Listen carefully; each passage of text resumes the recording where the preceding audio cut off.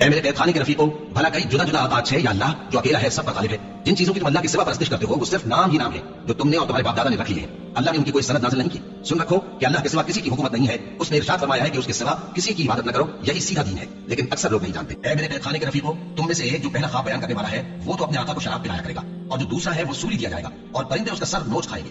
جو بات تم مجھ سے پوچھتے تھے وہ فیصل ہو چکی ہے، اور ان دونوں میں سے جس کی نسبت یوسف نے خیال کیا کہ وہ رہائی پا جائے گا، اس سے کہا کہ اپنے آقا سے میرا ذکر بھی کر دینا۔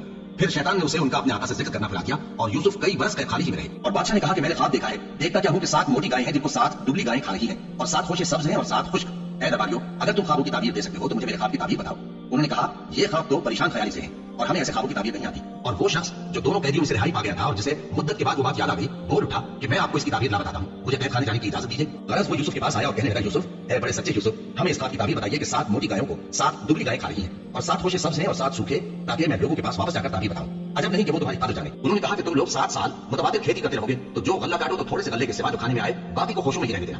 پھر اس کے بعد خشک سالی کے 7 سخت سال آئیں گے کہ جو غلہ تم نے جمع کر رکھا ہوگا وہ سب کو کھا جائیں گے، صرف وہی تھوڑا سا رہ جائے گا جو تم احتیاط سے رکھ چھوڑو گے۔ پھر اس کے بعد ایک ایسا سال آئے گا کہ خوب میل برسے گا اور لوگ اس میں رس نچوڑیں گے۔ اور یہ تعبیر سن کر بادشاہ نے حکم دیا کہ یوسف کو میرے پاس لے آؤ۔